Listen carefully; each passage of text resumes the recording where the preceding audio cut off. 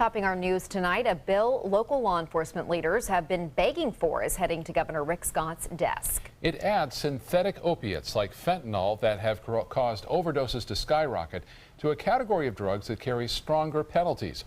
Lawmakers are hoping to close a loophole that has hindered some investigations. ABC 7's Adam Cellini joins us live in Sarasota with more on how those changes could mean more dealers behind bars. Adam?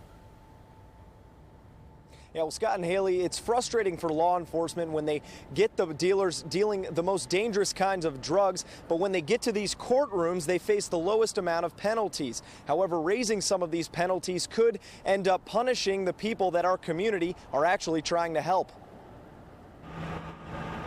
The Manatee County Sheriff's Office has compared their drug bust efforts to a game of whack-a-mole. When one dealer's caught, another pops up. The problem is the law itself. The law for fentanyl is weak at best because fentanyl is a controlled substance. It's not a Scheduled I narcotic like heroin. However, the deadly painkiller and similar derivatives have been mixed with heroin or substituted for it in the majority of our area's overdoses. But those dealing it don't face nearly the same risk. There is no deterrent. It's a $1,500 bond and you're out of jail.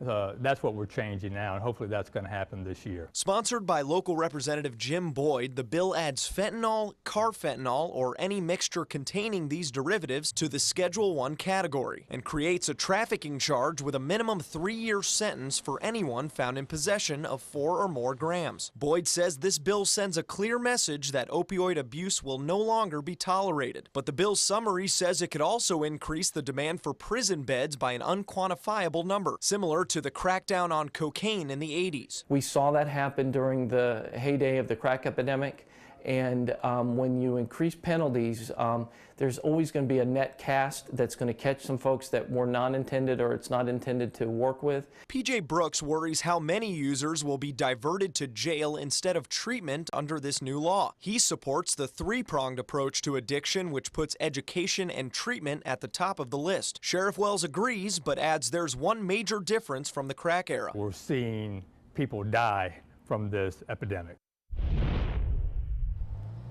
And now, right now, it would appear that this law would not be retroactive. So if it is signed and it does pass and go into effect over the summer, anyone who is arrested before that law goes into effect will not face these added penalties. However, leaders at the Manatee County Sheriff's Office tell us it will not affect their efforts leading up to that hopefully eventual signing. Live in Sarasota, Adam Cellini, Scott and Haley, back to you.